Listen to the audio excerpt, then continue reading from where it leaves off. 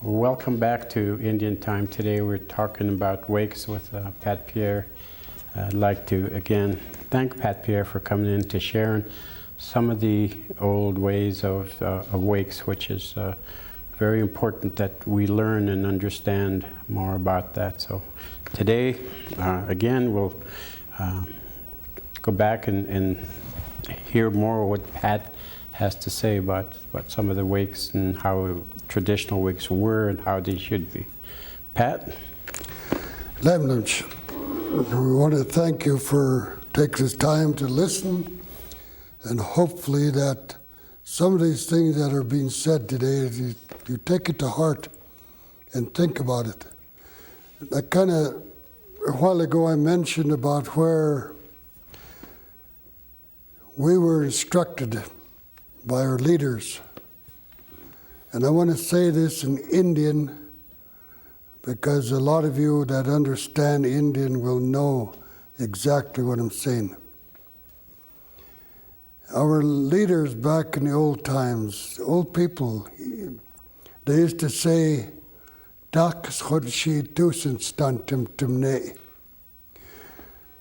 what that means is, do not let the deceased lead the living.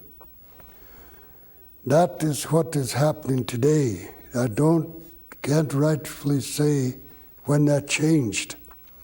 Probably in the late 40s, and it got switched around, or I'm sure it was in the late 40s, maybe early 50s when that kind of got switched around.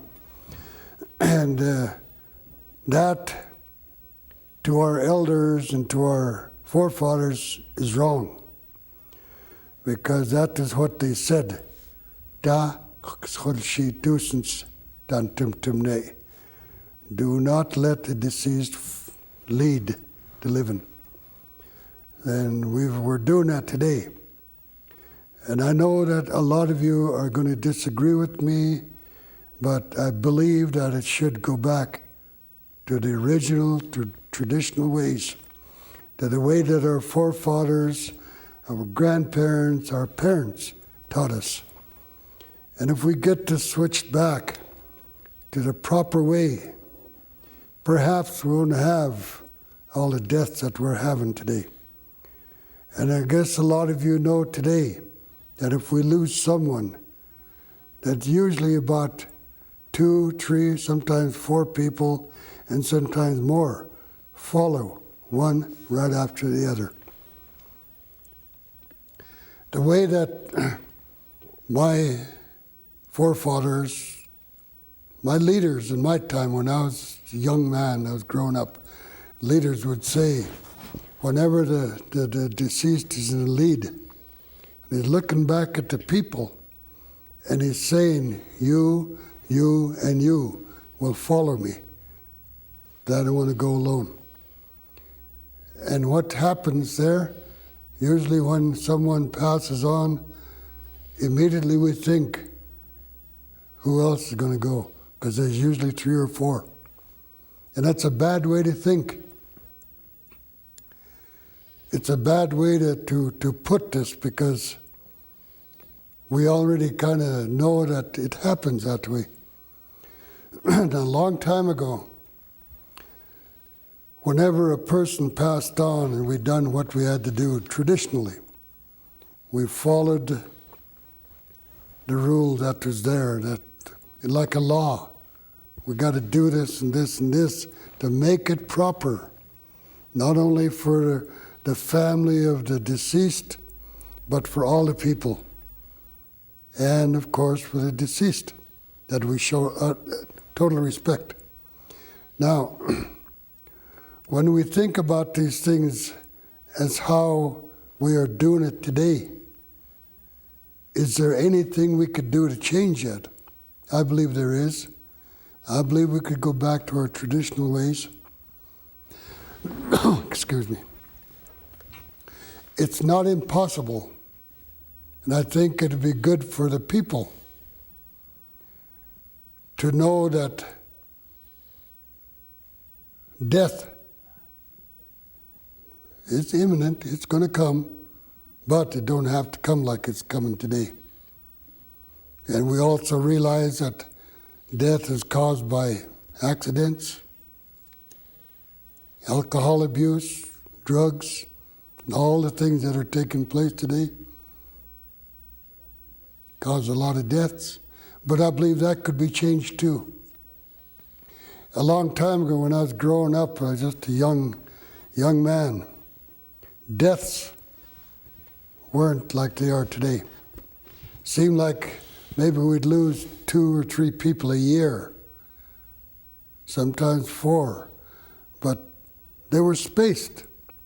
We'd have a death today, maybe we wouldn't have one for 3, 4, 5 months, sometimes longer, and we'd have another death.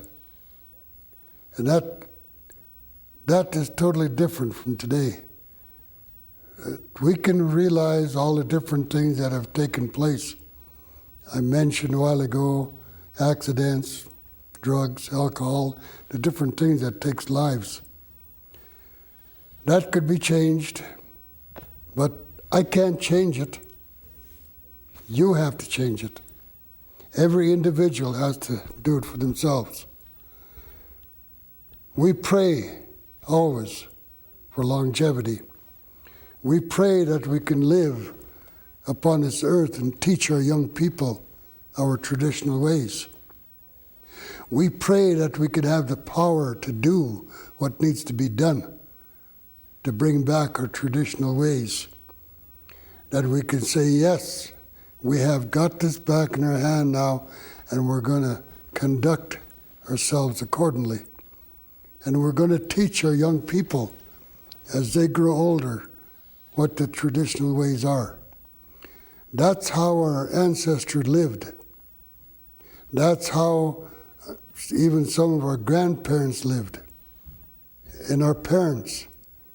But someplace along the way it changed. In my generation, there was a lot of changes. The time that I remembered up until today. And a lot of those changes are not good. They're not good for anyone, especially for the young that is coming. So we always look to them. We always look to them that they will grow up into a beautiful environment, that they will know who they are, that they will know their path. But we have to teach that.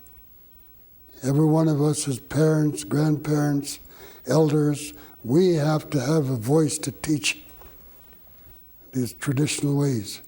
And if we don't do it, there's no one behind us is going to do it. It's up to us, up to the parents. Get your traditional ways back. Don't let them slip away. Don't let them slip away, because once they get away and you forget about them, they're gone.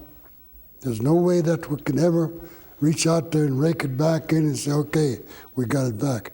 So now is the time to bring it back out there. We are teaching young children the language, and that's good, because if I could tell my story, the story that I just told, if I could tell it in Indian, it would have a whole different impact. Words that would come out that are not used in the Indian language or the English language very often. The Indian words that would come out would be more meaningful, they'd be solid. I would have done that if I could get all my people out there to understand what I'm saying. But it would take a lot longer to say it in Indian than have it brought back in English. It would miss a lot of points. So I'm going to invite you, if you ever have time, and you understand part of their language, come and I will talk to you in Indian and I will explain the difference in the English language and the Indian language. In the Indian language, there's more of an impact, and you could understand it better, and you could take it to heart. The English language, a lot of times we kind of push it away. Say, well, I don't quite understand this. But the traditions of our people were very rigid, they were stern. It was a path that we had to walk growing up. It is a path that is set before us, and there was no other way around.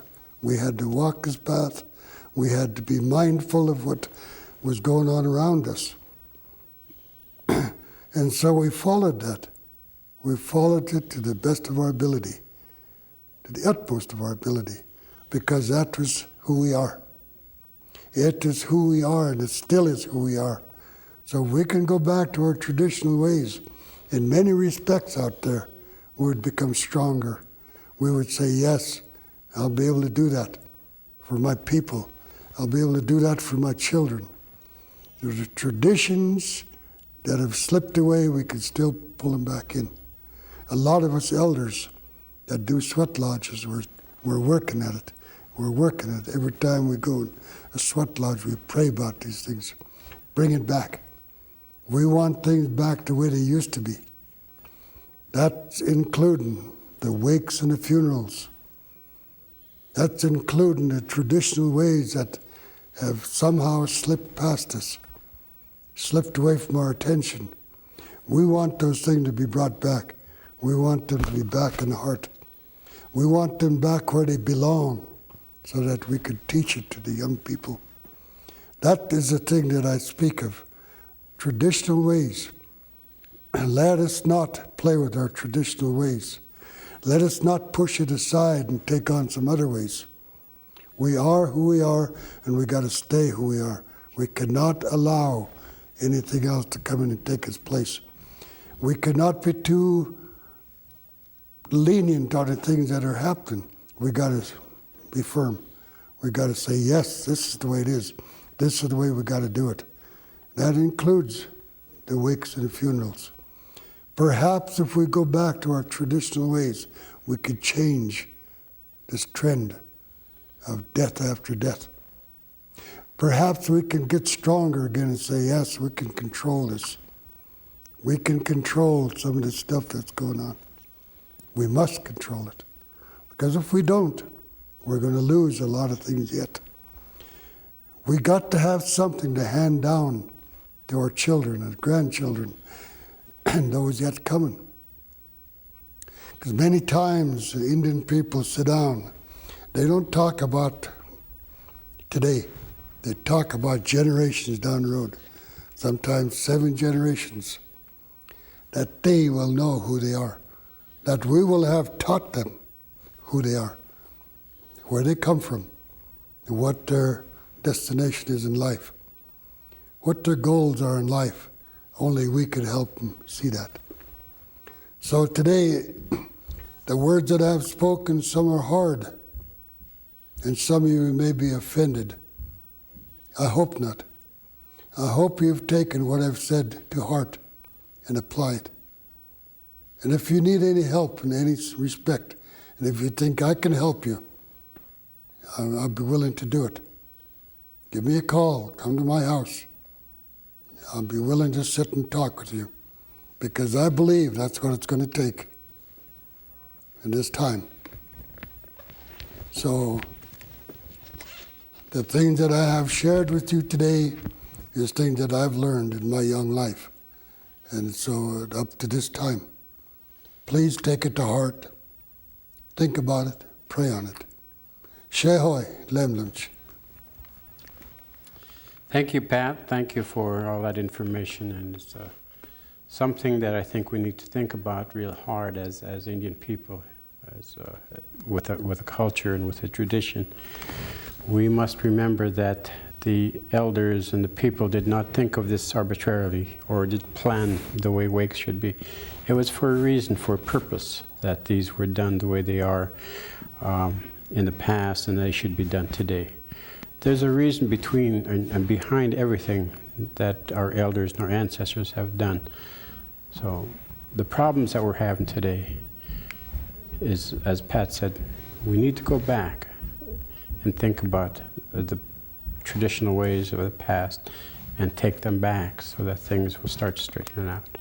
So with that, I'd like to thank everyone for joining us for this program. I hope you join us for the next one. I don't know what the topics will be, but